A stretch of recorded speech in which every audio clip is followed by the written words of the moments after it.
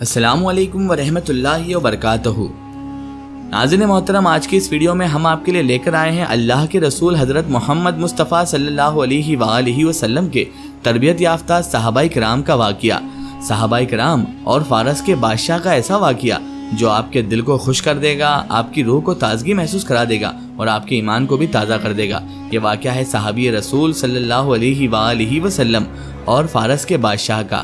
تو میری آپ سے مؤدبانہ گزارش ہے کہ اس واقعے کو مکمل طریقے سے سمجھنے کے لیے اس ویڈیو کا اینڈ تک ضرور دیکھیں، اور اگر ابھی تک آپ نے ہمارے چینل کو سبسکرائب نہیں کیا ہے تو اسے بھی سبسکرائب کر دیجئے اور پاس میں دیے گئے بیل آئیکن پر بھی کلک کر دیجئے تاکہ ہمارے ویڈیو کی نوٹیفیکیشن آپ سب تک پہنچتی رہے۔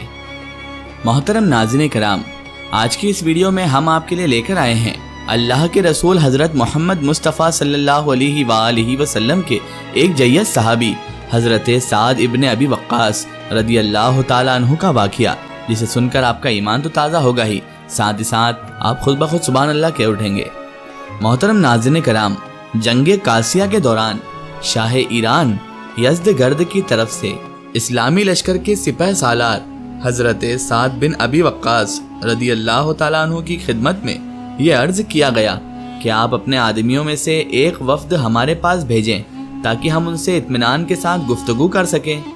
چنانچہ یزدگرد کو دربار میں جانے کے لیے حضرت ربیع ابن عامر، نعمان ابن مقرن اور مغیرہ ابن جراح اور عاصم بن عمرو وغیرہ رضی اللہ تعالیٰ عنہما اجمعین تیار ہو گئے۔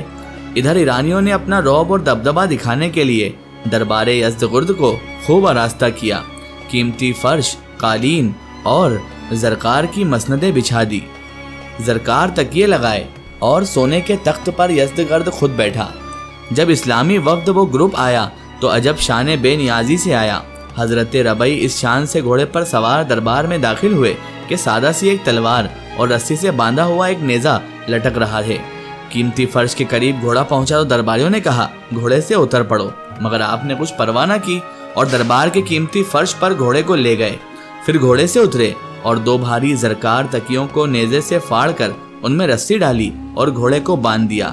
ان ایرانی لوگوں نے جب یہ سب کچھ دیکھا، لیکن وہ بلائے ہوئے آئے تھے اس لیے یہ لوگ چپ رہے، پھر نیزہ فرش پر گاڑتے ہوئے آگے بڑھے اور آہستہ آہستہ قدم رکھتے چلے گئے۔ ان کی اس آہستہ خرامی اور پھر نیزے نے تمام قیمتی اسباب اور فرش کو خراب کر دیا، جگہ جگہ نیزے سے فرش پر سوراخ کر دیے۔ پھر یزدگرد کے قریب پہنچ کر آپ رضی اللہ تعالیٰ عنہ نے نیزہ زمین پر گاڑ دیا اور خود زمین پر بیٹھ گئے۔ لوگوں نے کہا زمین پر کیوں بیٹھ گئے؟ آپ نے فرمایا ہم دیب و زینت کو پسند نہیں کرتے اور نہ ان باتوں سے ہمیں کچھ رغبت ہے۔ اسی طرح حضرت نعمان اور مغیرہ و عاصم بھی آگے بڑھے اور یزدگرد نے دریافت کیا کہ تم لوگ کیا چاہتے ہو؟ تو نعمان بن مقرن نے فرمایا خداوند کریم نے ہم پر رحم فرمایا اور ہماری رہنمائی کے لیے ایک رسول بھیجا جس نے ہمیں نیک کاموں کا حکم دیا اور برے کاموں سے روکے رکھا، اور ہم سے اس بات کا وعدہ کیا کہ اگر ہم اس کے احکام کو مانیں گے تو دین و دنیا دونوں میں بھلائی ہم کو نصیب ہوگی۔ ہمارے رسول اللہ صلی اللہ علیہ وآلہ وسلم نے ہمیں یہ بھی حکم دیا ہے کہ ہم ہر قوم کو عمل و انصاف کی دعوت دیں اور اسلام کی طرف بلائیں۔ چنانچہ ہم آپ کو بھی عدل و انصاف اور اسلام کی دعوت دیتے ہیں۔ ہمارا دین بہترین دین ہے، اگر تم ہمارا دین قبول کر لو تو بہتر، ورنہ پھر دو باتوں میں سے ایک بات منظور کرو، یا تو جزیہ دو یا یہ بھی منظور نہ ہو تو ہم سے جنگ کرو۔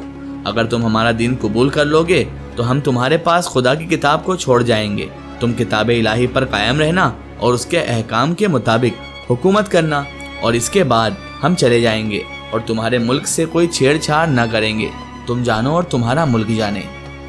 جزیہ منظور کرو تو یہ بھی ہمیں منظور ہے، اس صورت میں ہم دشمنوں سے تمہیں بچائیں گے اور کوئی نقصان تم کو نہ پہنچائیں گے۔ یہ تمام باتیں اگر تمہیں منظور نہ ہو تو پھر تم سے جنگ کریں گے۔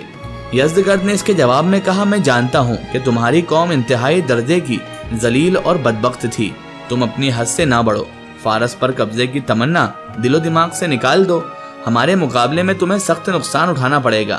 اگر اپنے غریبی سے مجبور ہو کر تم نے ہمارے ملک پر حملہ کیا ہے تو میں تمہاری مدد کے لیے تیار ہوں، تم لوگوں کو ہم زمین دیں گے، تمہارے سرداروں کی عزت کریں گے، کپڑے بنا دیں گے اور جو مانگو گے وہ بھی دیں گے۔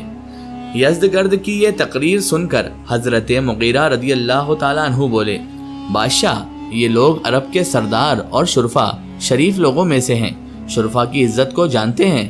ان حضرات کو جس خدمت پر مامور کیا گیا ہے اس کو انہوں نے پورے طور پر بھی تمہارے سامنے پیش نہیں کیا، اور تم نے جو باتیں جواب میں کہی ہے وہ باتیں ان جواب نہیں ہو سکتی۔ آپ مجھ سے گفتگو کیجئے، میں آپ کا پیغام سپہ سالار تک پہنچا دوں گا۔ آپ نے ہماری کمزور حالت کی نسبت جو کچھ فرمایا بالکل درست ہے۔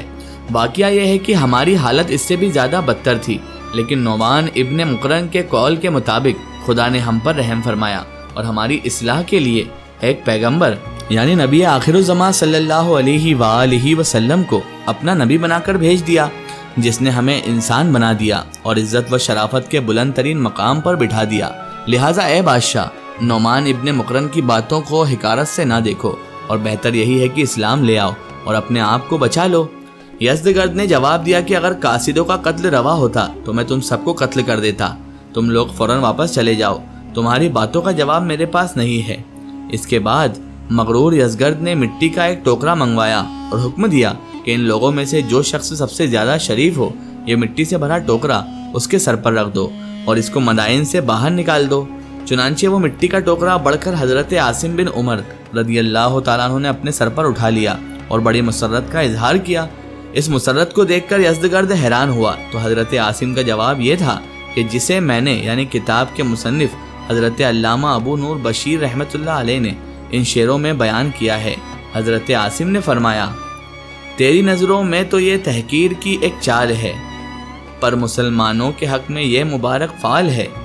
جانتا ہوں میں ہی اس اللہ کے انعام کو، تو نے خود اپنی زمین دے ڈالی ہے اسلام کو۔ سبحان اللہ، یہ کہا اور مجاہدین اس دربار سے نکل گئے۔ اسلامی وفد یعنی اس گروپ کی واپسی کے بعد یزدگرد اور اس کے ہم نشینوں کو مسلمانوں کی جرات و بے باکی کا احساس ہوا۔ یزدگرد بولا کہ میرا دل گواہی دیتا ہے کہ وہ ضرور کامیابی حاصل کریں گے، لیکن عاصم رستم بولا کہ بادشاہ جس کو آپ بیوقوف کہہ رہے ہیں وہ سب سے زیادہ عقل مند اور سمجھدار ہے، اس نے مٹی کے اس ٹوکرے سے نیک فال لی ہے اور اب خیر نہیں ہے۔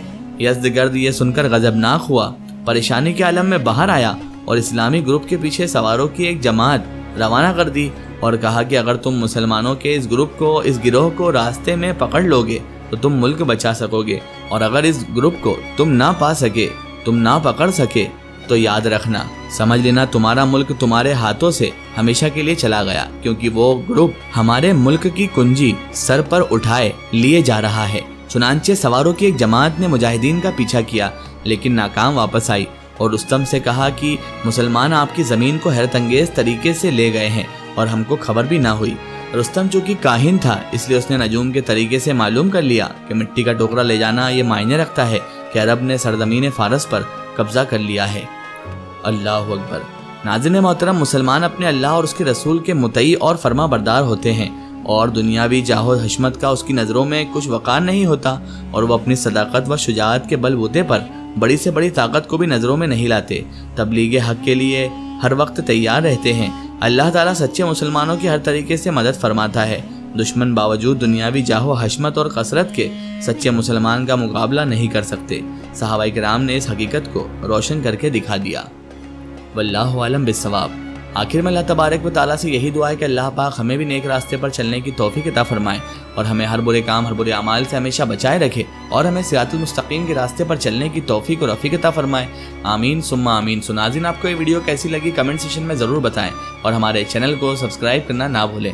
اس ویڈیو کو زیادہ سے زیادہ شیئر کریں اور اسے تمام تر انسانوں تک ضرور پہنچائیں۔ پھر حاضر ہوتے ہیں آپ کے لیے نئی اور بہترین ویڈیو کے ساتھ، تب تک کے لیے خدا حافظ۔ السلام علیکم۔